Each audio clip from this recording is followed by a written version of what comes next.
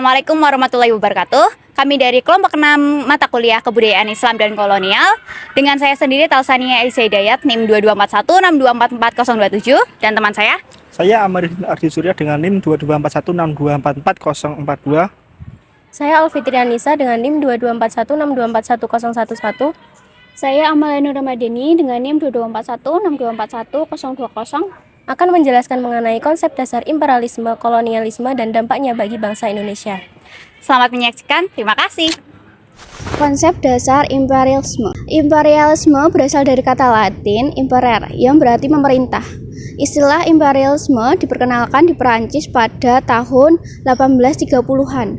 Imperialisme merujuk pada sistem pemerintahan serta hubungan ekonomi dan politik. Negara-negara yang berkuasa mengawal dan menguasai negara lain yang dianggap terbelakang dan miskin dengan tujuan mengeksploitasi sumber-sumber yang ada di negara tersebut untuk menambah kekayaan negara penjajahnya. Dan kemudian, imperialisme dapat didefinisikan sebagai strategi politik atau kebijakan suatu negara untuk memperluas kekuasaan melalui perolehan wilayah atau kendali politik dan ekonomi keluar wilayah lain. Kemudian, adapun ciri dari imperialisme ini sebagai berikut. Untuk yang pertama, adanya eksploitasi sumber daya alam di negara jajahannya. Yang kedua, melakukan pengembangan industri di negara jajahan yang memiliki SDA yang melimpah. Yang ketiga, menanamkan pengaruh pada semua bidang kehidupan negara yang bersangkutan. Yang keempat, menekankan penguasaan mental, ideologi, sampai psikologi terhadap bangsa atau negara lain. Kemudian, ada tujuan. Tujuan ini mengeksploitasi sumber-sumber yang ada di suatu negara lain untuk menambah perluasan kekayaan dan kekuasaan pada negara penjajahnya. Namun tujuan utama dari imperialisme ini adalah menambah hasil ekonomi pada negaranya yang ingin memperoleh keuntungan dari negara yang mereka kuasai karena sumber ekonomi negara mereka tidak mencukupi. Selanjutnya, pembagian jenis imperialisme. Imperialisme terbagi menjadi dua jenis. Untuk yang pertama, imperialisme kuno. Imperialisme ini berlangsung pada zaman kuno sampai revolusi industri yang dipelopori oleh Spanyol dan Portugal yang menekankan perluasan wilayah suatu negara melalui penaklukan negara lain. Dan inti dari imperialisme kuno adalah semboyan gold, gospel, dan glory yang memiliki maksud untuk menyebarkan agama, mendapat kekayaan, dan menambah kejayaan. Untuk yang kedua, imperialisme modern. Imperialisme ini berlangsung setelah revolusi industri pada abad ke-19. Imperialisme modern ini lebih ditekankan pada motif ekonomi yang bertujuan untuk penguasaan bahan baku industri dan perluasan wilayah pasar. Dan imperialisme masih terbagi menjadi beberapa sektor. Antara lain, untuk yang pertama, imperialisme politik. Negara imperialisme ingin menguasai segala-galanya dari suatu negara lain. Bentuk imperialisme politik ini tidak lagi ditemui pada zaman modern karena pada zaman modern paham nasionalisme sudah berkembang. Untuk yang kedua, imperialisme ekonomi. Negara imperialisme menguasai ekonominya saja dari suatu negara lain. Imperialisme ini sangat disukai oleh negara-negara imperialisme untuk menggantikan imperialisme politik. Yang ketiga, imperialisme kebudayaan. Negara imperialisme hendak menguasai jiwa dari suatu negara lain. Imperialisme ini adalah imperialisme yang sangat berbahaya karena menguasai jiwa suatu bangsa, artinya telah menguasai segala-galanya dari bangsa itu. Untuk yang keempat, imperialisme militer. Negara imperialisme menguasai kedudukan militer dari suatu negara untuk kepentingan agresif atau ekonomi. Selanjutnya adalah sejarah di Indonesia. Kedatangan imperialisme di Indonesia menimbulkan beberapa perlawanan bangsa Indonesia terhadap negara penjajah. Perlawanan tersebut melibatkan beberapa kekuatan asing yang ingin mencoba menguasai atau memanfaatkan wilayah Indonesia selama berabad-abad, dan perlawanan tersebut terjadi di beberapa daerah di Indonesia. Salah satunya adanya perlawanan Makassar terhadap VOC. Perlawanan ini terjadi pada tahun 1660 dan puncaknya pada tanggal 21 Desember 1666. Yang pada waktu itu perlawanan ini adalah perang terbesar VOC di abad ke-17. Perlawanan ini terjadi di Sulawesi Selatan antara Arung Palaka sebagai panglima perang pasukan Bone Sopeng yang bekerja sama dengan VOC di bawah pimpinan Laksamana Cornelis Johnson Spilman menghadapi kerajaan Goa di bawah pimpinan Sultan Hasanuddin. Selama peperangan, Sultan Hasanuddin mengerahkan segala kemampuan pasukannya untuk melakukan perlawanan. Perang Makassar ini berakhir pada tahun 1669 setelah benteng Sumba Opu berhasil dikuasai oleh pasukan Arung Palaka dan VOC. Sejarah kolonialisme. Secara umum, kolonialisme adalah respon dari suatu masyarakat terhadap kondisi alam yang tidak lagi menguntungkan. Sejarah menunjukkan bahwa kolonialisme ada sebelum imperialisme dan feodalisme. Kebutuhan akan makanan mendahului kebutuhan akan luas wilayah atau sistem politik tertentu. Ketika manusia beralih dari hidup nomaden, mereka harus menghadapi realitas wilayah tetap mereka. Jika ada kebutuhan pokok yang tidak bisa dipenuhi oleh lingkungan, mereka memiliki dua pilihan, pindah atau bertahan. Ciri khas sistem pemerintahan kolonial adalah sentralisasi. Jika desentralisasi yang diterapkan akan menciptakan otonomi daerah yang nantinya dapat mengancam hegemoni dari pengkoloni di tanah koloni, seperti masa Hindia Belanda pada tahun 1800. Yang kedua ada hukum kolonial. Dalam hal hukum konstitusional, sistem pemerintahan koloni menggunakan undang-undang sebagai pedoman tertulis bagi warga negara. Meskipun aturan tersebut tetap dinamis sesuai kebutuhan birokrasi sebagai penyelenggara negara dan memperhatikan hak-hak warga negara koloni.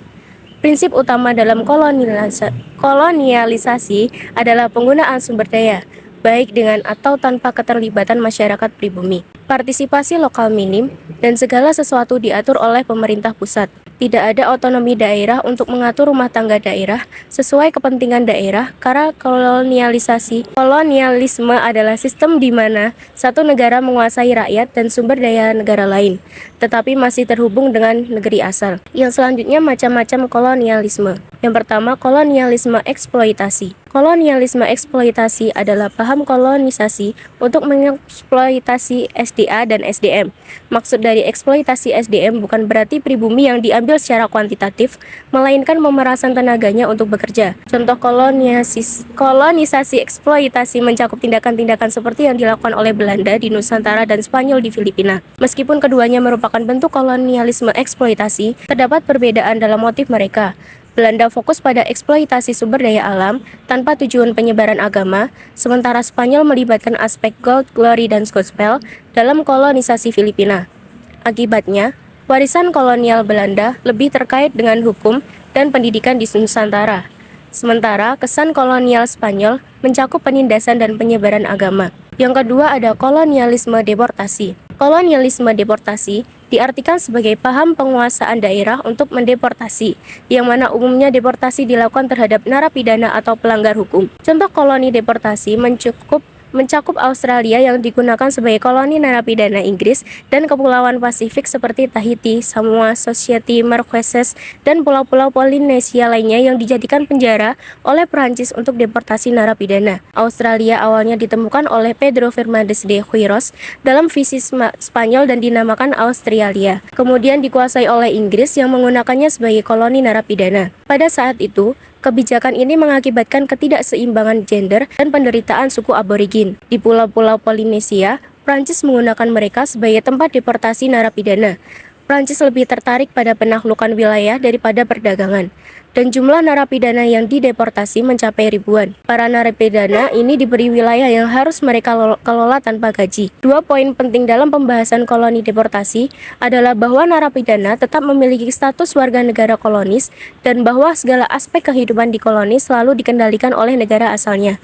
Sebagai koloni narapidana, mereka diperlakukan sebagai pekerja tanpa upah dan diberi tanggung jawab untuk mengelola pertambangan atau lahan pertanian. Yang ketiga ada kolonialisme penduduk. Kolonialisme penduduk adalah kolonisasi yang mengakibatkan terdesak dan tersingkirnya penduduk pribumi.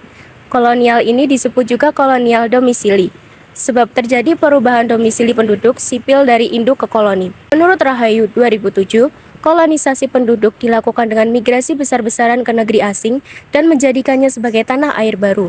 Suku pribumi sering ditekan, digenosida, dan disingkirkan dalam kolonisasi, seperti yang terjadi dengan suku aborigin di Australia oleh narapidana Inggris dan suku Indian di Amerika oleh koloni Spanyol. Pada tahun 1976 sampai 1996, migrasi besar-besaran terjadi di Pulau Galang, Indonesia, saat warga Vietnam melarikan diri pasca perang. Meskipun terlihat seperti kolonisasi penduduk, ini tidak diatur oleh negara asal dan tidak termasuk dalam 5 jenis kolonialisme yang dibahas dalam konteks ini. Mungkin suatu hari akan ada istilah yang sesuai untuk menggambarkan situasi seperti itu. Yang keempat ada kolonialisme transmigrasi.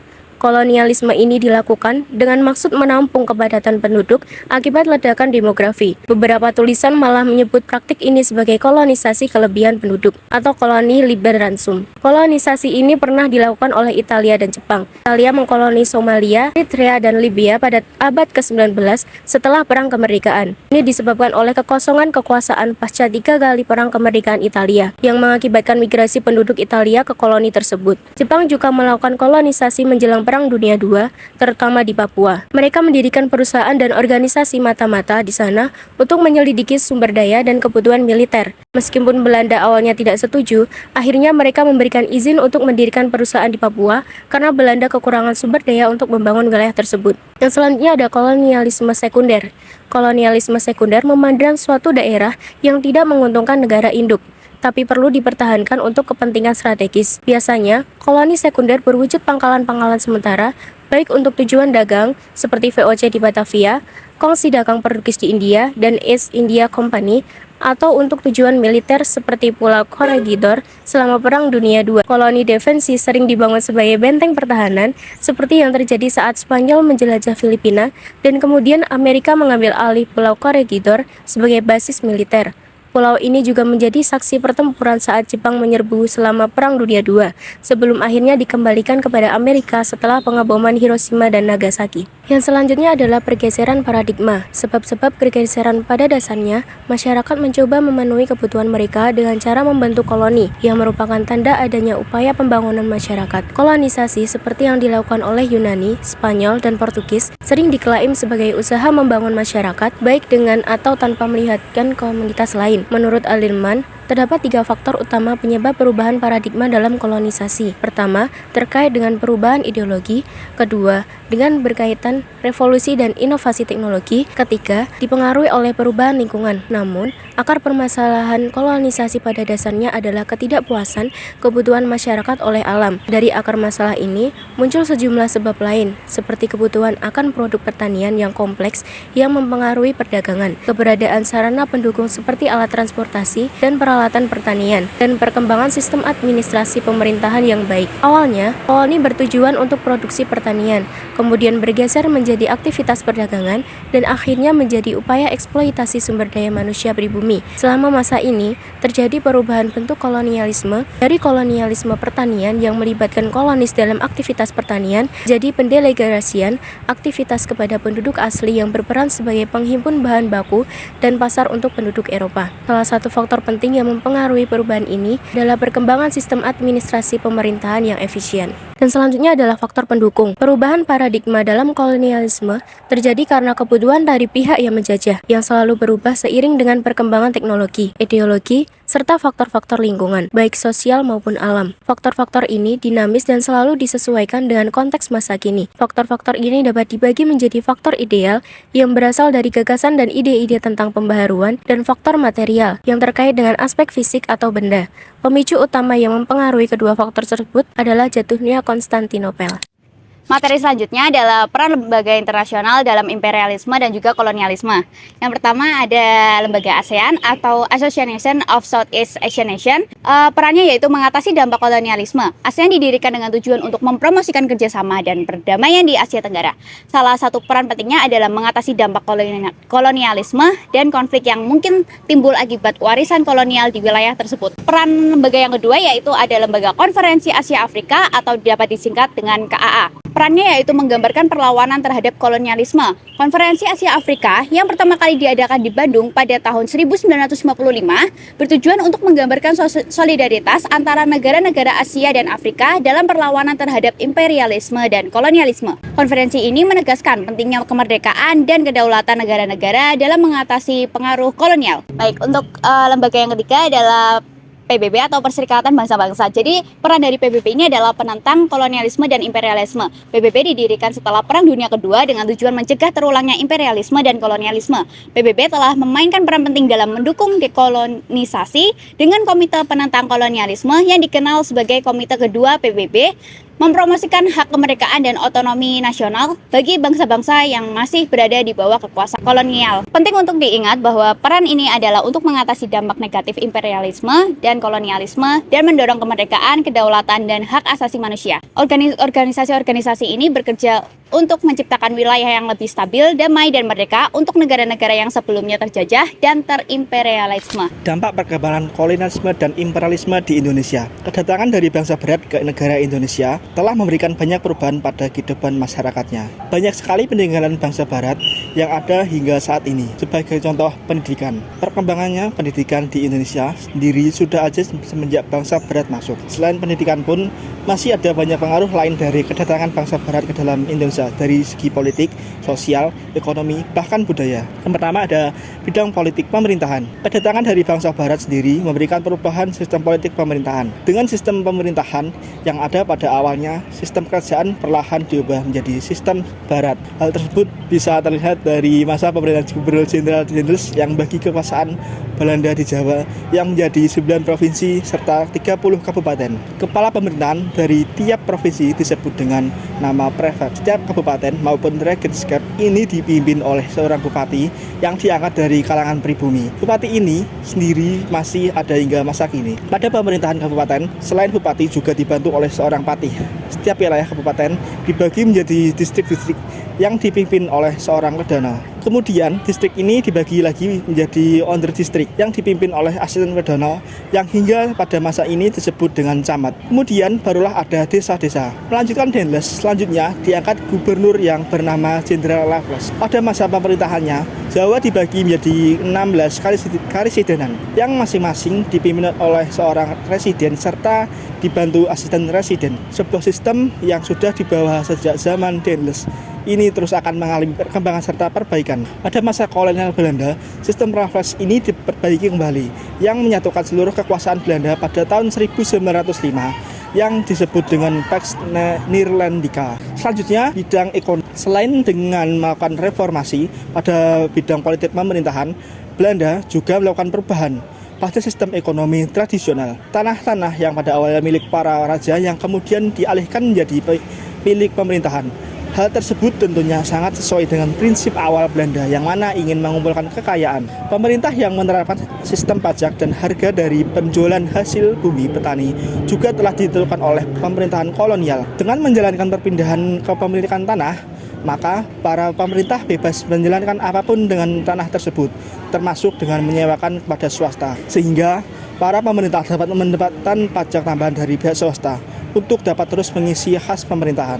Pada tahun 1828, dari dalam sistem perbankan yang sudah mulai masuk Indonesia, bank pertama adalah The Javanese Bank, sehingga pada sistem ekonomi uang juga akan semakin berkembang. Pemerintahan Belanda pun membangun pusat-pusat pelabuhan untuk kepentingan perdagangan. Selain itu, perkebunan juga akan semakin berkembang, yang mana untuk hasil tanamnya juga sangat melimpah.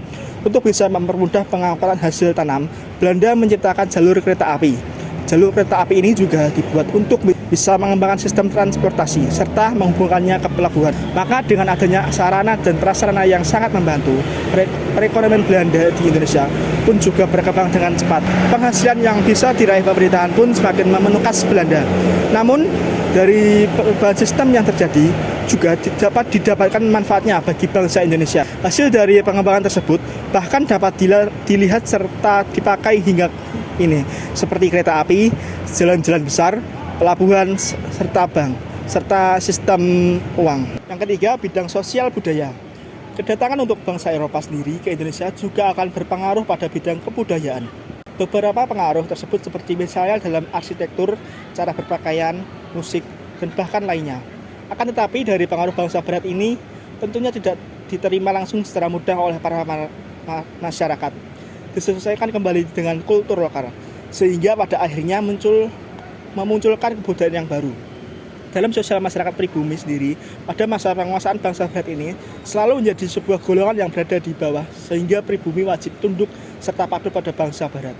Bangsa barat sendiri memandang para orang-orang berkulit putih adalah sebuah golongan tertinggi dalam kasta sosial tersebut. Orang-orang timur asing adalah golongan kedua, sedangkan pribumi merupakan sebuah golongan ketiga maupun yang terendah. Hal tersebut dilakukan kembali untuk menanamkan sebuah pemikiran orang-orang pribumi. Bahkan mereka tidak merupakan lebih baik dari orang barat, sehingga pada akhirnya mereka harus tunduk, tidak boleh melawan pada bangsa barat. Pemikiran tersebut sengaja didoktrin pada diri masyarakat, sehingga mereka tidak akan memberontak. Selain dampak negatif tersebut, bangsa barat juga membawa masuk agama Kristen masuk ke dalam Indonesia, sehingga menambah keberagaman agama di Indonesia. Dalam kebudayaan masyarakat sendiri, gaya hidup mereka pula semakin bergeser, khususnya para pribumi golongan atas. Gaya barat sudah mulai mempengaruhi pola hidup masyarakat. Contohnya dalam gaya berpakaian. Perubahan gaya berpakaian itu tidak hanya untuk meningkatkan strata sosial pada masyarakat saja, namun dilakukan untuk kepentingan pekerjaan. Para wanita pribumi mulai mengenal dengan penggunaan dress dalam sebuah pesta-pesta, pakaian berenda, serta pakaian tidur. Sedangkan untuk para pria sendiri mulai terbiasa dengan menggunakan jas pada acara-acara pesta maupun dalam melakukan pekerjaannya. Yang keempat, bidang pendidikan. Dengan masuknya bangsa barat ke Indonesia, pendidikan pun semakin berkembang ke arah yang lebih maju. Tidak terlepas dengan adanya politik balas budi atau politik etis yang dilakukan oleh bangsa barat, khususnya dengan pemerintahan kolonial Belanda. Sistem ini pun muncul sebagai sebuah bentuk protes dari kaum liberal Belanda yang ingin mengecam pemerintahan kolonial Belanda yang sudah dinilai menindas para rakyat. Dengan tersebarnya keadaan rakyat Indonesia yang tertindas itu, tidak akan lepas dari para tokoh yang salah satunya bernama Multatuli yang telah menciptakan buku tentang keadaan masyarakat saat itu yang berjudul Max Havelaar. Selain itu juga ada tulisan yang mengenai utang kehormatan dengan Van Deventer yang telah terbit di majalah Belanda, The Gids. Pada tulisan tersebut dituliskan bahwa Belanda berhutang pada bangsa Indonesia atas seluruh kekayaan yang telah mereka dapatkan. Maka perlu dibayar kembali atas kesejahteraan pribumi. Pemikiran dari Van Deventer itu pada akhirnya dikenal dengan etik politik atau dengan sebutan politik etis yang berfokus pada 3 hal, yaitu perpindahan, penduduk, pendidikan, serta irigasi. Maka pada tahun 1901, Ratu Wilhelmina memberitahukan tentang penyelidikan kesejahteraan pada Jawa dan politik itu pun disahkan. Pendidikan dalam politik etis, semenjak politik etis yang diterapkan di Indonesia, yang menjadi sangat besar pengaruhnya adalah pada bidang pendidikan. Pada awalnya, pendidikan ini difungsikan untuk menghasilkan tenaga kerja pemerintahan, serta hanya untuk kalangan warga Belanda serta priai. Namun, akhirnya sekolah-sekolah rakyat juga semakin berkembang. Sekolah-sekolah tersebut diantaranya yaitu bernama Europe's Leger School atau ILS, Bugir School, Stovia atau sekolah kedokteran, dan lain sebagainya. Untuk para pribumi disediakan sekolah kelas 1 yang diperuntukkan para kalangan atas. Sedangkan untuk para rakyat disediakan sekolah kelas 2 atau sekolah ongkoloro. Dengan berkembangnya bidang pendidikan di kalangan pribumi, juga mengunggah dengan munculnya rasa kesadaran nasional untuk bisa menjalankan memerdekakan negara. Muncullah golongan terdidik di kalangan pemuda. Kebanyakan dari golongan aktivis ini merupakan sekolah di Stovia atau sekolah dokter Jawa. Dengan meluasnya pendidikan serta munculnya juga golongan pemuda terpelajar, semakin tersebar pula rasa nasionalisme mereka di kalangan bangsa Indonesia. Sehingga pada akhirnya muncul juga kesadaran nasional yang bertumbuh dengan diadakannya Sumpah Pemuda pada 28 Oktober 1928.